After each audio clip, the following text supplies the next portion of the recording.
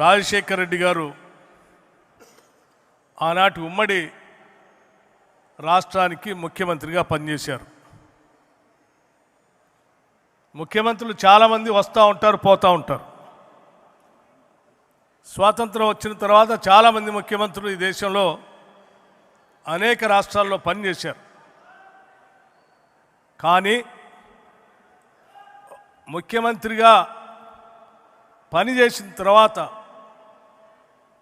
ఒక దశాబ్ద కాలం అయిపోయిన తర్వాత కూడా ఇంకా రాష్ట్ర ప్రజల హృదయాల్లో చిరస్థాయిగా కనపడేటువంటి ఏకైక ఆనాటి ముఖ్యమంత్రి ఎవరంటే డాక్టర్ వైఎస్ రాజశేఖర రెడ్డి గారు.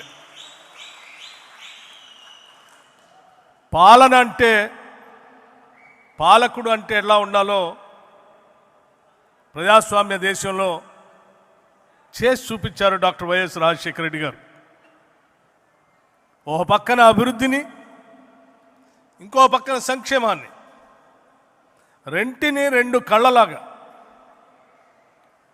సైమల్టేనియస్గా ప్లాన్ చేసుకుంటూ రాష్ట్రంలో ఈ దేశంతో పోటీ పడేటట్టుగా అభివృద్ధిలో రాష్ట్రాన్ని ఉంచారు. ఈ రాష్ట్రంలో ఆంధ్రప్రదేశ్లో పుట్టడం మా అదృష్టం అని భావించేటట్టుగా పేద మధ్యతరగతి కుటుంబాలందరికీ సంక్షేమ కార్యక్రమాలని అందించారు. ఏ ఒక్క పేదవాళ్ళు కూడా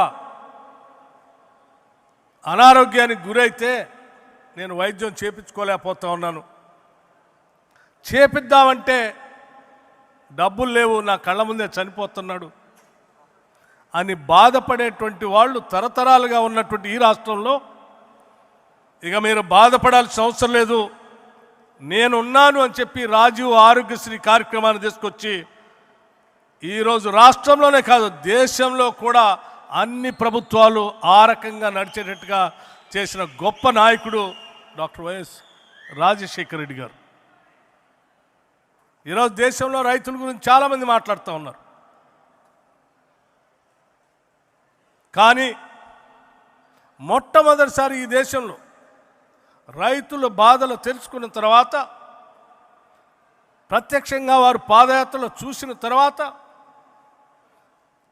ఉచిత కరెంటు ఇవ్వాలని ఈ దేశంలో ఏ నాయకుడు ఒప్పుకోలేదు, ఏ ముఖ్యమంత్రి కూడా ఒప్పుకోలేదు.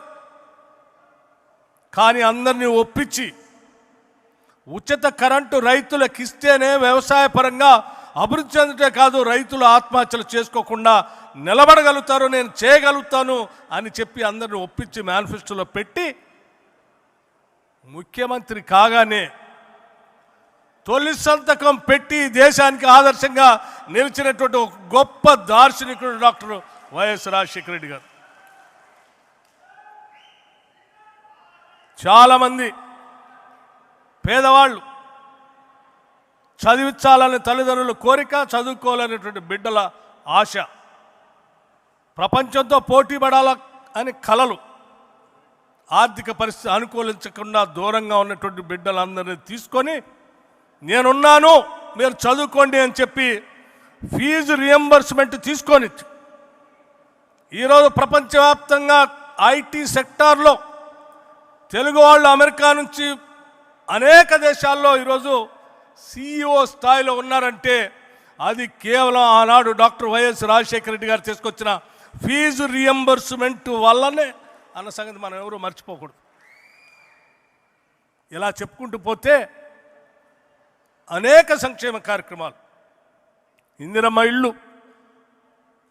ఇల్లు కావాలంటే ఎమ్మెల్యేకు 500 కోట, కాదంటే 1000, ఇన్ఛార్జ్ మంత్రితో అది కూడా సంతకం పెట్టించుకొని నియోజకవర్గానికి ఇచ్చే పరిస్థితుల్లో కాదు. ఈ రాష్ట్రంలో గుడిసె అనేదే ఉండటానికి వీల్లేదు. శాచ్యురేషన్ పద్ధతిలో అందరికీ ఇళ్ళు ఇస్తాను నేను, కులం లేదు, మతం లేదు, రాజకీయం లేదు, ప్రాంతం లేదు, అందరికీ ఇళ్ళు ఇచ్చే కార్యక్రమాన్ని చేపడతానని ఇందిరమ్మ ఇళ్ళు ఇచ్చినటువంటి మొట్టమొదటి రాష్ట్ర ముఖ్యమంత్రి డాక్టర్ వైఎస్ రాజశేఖర రెడ్డి గారు ఈ దేశంలోనే. అనేక సంక్షేమ కార్యక్రమాలు చేసినటువంటి అటువంటి గొప్ప నాయకుడి దగ్గర పార్టీలో పనిచేసే అదృష్టం, శాసన మండలిలో పనిచేసేటువంటి అదృష్టం, శాసనసభలో చీఫ్ విప్గా పనిచేసేటువంటి అదృష్టం కలగటం నేను నా అదృష్టంగా నేను భావిస్తా ఉన్నాను. అటువంటి నాయకుడి దగ్గర తర్ఫీదు పొందటం, పనిచేయటం. మేమంతా ఆ రోజు చీఫ్ విప్గా నేను, విప్పులుగా డాక్టర్ శైలజనాథ్, కొండ్రు మురళీగన్, మా ముగ్గురిని పెట్టి సభా వ్యవహారాలు నడిపేటప్పుడు మాకు తర్ఫీదు ఇచ్చారు. శాసనసభ్యులు కానీ, ప్రజలకు కానీ, చట్టసభలో కానీ, పాలనలో కానీ ప్రజల కోసం ఏం చేయాలో చాలా స్పష్టంగా మా అందరికీ తర్ఫీదు ఇచ్చి నిలబెట్టినటువంటి నాయకుడు ఆయన. చివరి రోజు మేమంతా అడిగాం. శాసనసభ అయిపోయింది, చిట్ట చివరి రోజు తెల్లారే రచ్చబండ కార్యక్రమాన్ని ప్రకటించారు. వారిని ప్రత్యేకంగా కలిసి అడిగాం, సార్ ఒక్కరోజు గ్యాప్ ఇద్దాం సార్, శాసనసభ్యులంతా కొత్త గెలిచి వచ్చారు, ఒక్కరోజు గ్యాప్ ఇస్తే మళ్ళీ వాళ్ళ నియోజకవర్గాల్లో పోయి పండగ చేసుకుంటారు సార్ అంటే, లేదు, ప్రజలు ఎంతో నమ్మకంతో మనల్ని గెలిపించారు, ఒక్క నిమిషం కూడా వృధా చేయడానికి వీల్లేదు, తెల్లారే రచ్చబండ కొనసాగాల్సిందే అని చెప్పి బయలుదేరి మనందరి నుంచి కనపడినంత దూరానికి వెళ్ళిపోయారు. కానీ ఆయన గుర్తులు కానీ, ఆయన చెప్పినటువంటి మాటలు కానీ, ఆయన పాలనలో వేసినటువంటి బీజాలు కానీ ఈరోజు ఈ రాష్ట్రాలనే కాదు దేశానికి కూడా ఆదర్శప్రాయంగా ఉన్నాయన్న సంగతి 10 సంవత్సరాల తర్వాత కూడా మనం అందరం ఇక్కడ నిలబడి వారిని స్మరించుకోవటమే కాదు, ఆనాటి పాలనలో ఉన్నటువంటి అంశాలే ఈరోజు దేశవ్యాప్తంగా అజెండాగా కూడా మారాయి.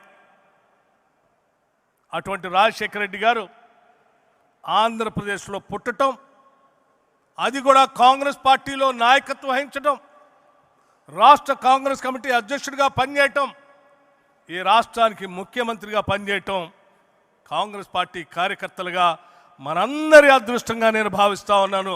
ఒక గొప్ప నాయకుడు వారసులుగా ఈరోజు మనం అంతా ముందుకు పోతా ఉన్నాం. స్నేహితులారా, ఇక్కడ కూర్చున్నటువంటి పెద్దలందరూ కూడా మాకంటే సీనియర్స్. ఉన్నవాళ్ళ గారి దగ్గర నుంచి మొదలు పెడితే ఇక్కడ బాపిరాజు గారు ఉన్నారు, మన్నించాలి, వారందరూ సీనియర్స్. వాళ్ళ దగ్గర పిల్లలుగా మేము మా రాజకీయ ప్రస్థానం మొదలుపెట్టాం. ఆ రకంగా మొదలైనటువంటి మా రాజకీయ ప్రస్థానం ఈరోజు రాజశేఖర రెడ్డి గారి జయంతి సందర్భంగా మళ్ళీ వాళ్ళందరినీ కలిసేటువంటి రఘువీరారెడ్డి గారు, తులసిదాస్ గారు, మరించాలి సార్, చూడలేదు, తులసిదాస్ గారు, తులసిరెడ్డి గారు, వీరందరికీ నమస్కరిస్తూ ఈ కార్యక్రమంలో పాలు పంచుకోవటానికి అవకాశం ఇచ్చినటువంటి షర్మిల గారికి నేను ప్రత్యేకంగా ధన్యవాదాలు తెలియజేస్తా ఉన్నాను. ఈరోజు నేను ఉప ముఖ్యమంత్రిగా తెలంగాణ రాష్ట్రంలో పనిచేస్తూ ఉన్నాను అంటే ఆయన నాకు మొట్టమొదటిసారి ఎమ్మెల్సీగా టికెట్ ఇవ్వటం, ఆ తర్వాత శాసనసభ్యుడిగా పోటీ చేసేటువంటి అవకాశం కల్పించడం, ఆయన నేర్పినటువంటి రాజకీయ ఓనమాలే ఈరోజు నేను ఆ రాష్ట్రంలో శాసనసభ్యుడిగా ఉప ముఖ్యమంత్రిగా స్థాయికి ఎదిగాను. ఈరోజు ముఖ్యమంత్రిగా ఉన్నటువంటి రేవంత్ రెడ్డి గారు, మేమిద్దరం ఒకటేసారి శాసన మండలిలో మా ప్రయాణం, ఇద్దరం కూడా స్థానిక సంస్థల నుంచి వచ్చినటువంటి వాళ్ళమే. ఓ పక్కన వారు పోటీగా పోరాటం, ఇంకో పక్కన మేము అందరినీ తర్ఫీదు ఇచ్చినటువంటి మా ఇద్దరికి కూడా రాజశేఖర రెడ్డి గారి పాలనలో పనిచేసేటువంటి భాగ్యం కలిగిందని నేను చాలా స్పష్టంగా చెప్తున్నాను. శాసన మండలిలో కానీ శాసనసభలో కానీ వారి దగ్గర చాలా అంశాలు నేర్చుకున్నాం. తప్పనిసరిగా వారి ఆలోచనల్ని, వారి మార్గాన్ని ముందుకు నడిపించడమే మనందరి ముందు ఉన్నటువంటి ఏకైక బాధ్యత. రాజశేఖర రెడ్డి గారు గాంధీ భవన్లో, ప్రకాశం హాల్లో ప్రత్యేకంగా ఒక సమావేశం, శాసనసభ సమావేశాలు జరుగుతున్నటువంటి సందర్భంలో సమావేశానికి వచ్చి వారు మాట్లాడినటువంటి మాటలు ఇప్పటికి కూడా నాకు గుర్తున్నాయి. ఒక్కసారి మీ అందరికీ గుర్తు చేసి నేను ముగిస్తాను. ఈరోజు యావత్ రాష్ట్రంలో ఉన్నటువంటి, ఆనాటి ఉమ్మడి రాష్ట్రంలో ఉన్నటువంటి ఆంధ్రప్రదేశ్ ప్రజలందరికీ ముఖ్యమంత్రిగా నేను పిలిపిస్తూ ఉన్నాను. ప్రజా సంక్షేమం కోసం పనిచేసే కార్యక్రమాలన్నీ ప్రజలకు అంకితమై మా ప్రభుత్వం పనిచేస్తుంది. కార్యకర్తలంతా తల ఎత్తుకొని తిరిగేటట్టుగా మీరు ఇచ్చిన హామీలన్నింటినీ అమలు చేసే బాధ్యత నాది అని చెప్తూ, ప్రతి కార్యకర్త ఈరోజు నడుం మిగించి భవిష్యత్తులో రాహుల్ గాంధీ గారిని ప్రధానమంత్రిగా చేసేంతవరకు ప్రతి కాంగ్రెస్ కార్యకర్త పనిచేయాలని చెప్పి వారిచ్చినటువంటి పిలుపుని కూడా ఈ సందర్భంగా మీ అందరికీ మనవి చేస్తూ, మనమందరం కలిసి దేశంలో రాబోయే రోజుల్లో రాజశేఖర రెడ్డి గారి చివరి కోరికని నిజం చేయడం కోసం సమిష్టిగా పనిచేసి కాంగ్రెస్ పార్టీని ఇటు ఆంధ్రప్రదేశ్లో అటు తెలంగాణలో 10 కాలాల పాటు నిలబెట్టుకుంటూ దేశంలో రాహుల్ గాంధీ గారిని ప్రధానమంత్రి చేద్దామని చెప్పి ఈ సందర్భంగా మీ అందరికీ నేను మనవి చేస్తూ, మరొక్కసారి మీ అందరికీ నా హృదయపూర్వకమైనటువంటి ధన్యవాదాలు తెలియజేసుకుంటూ సెలవు తీసుకుంటున్నాను. జై హింద్,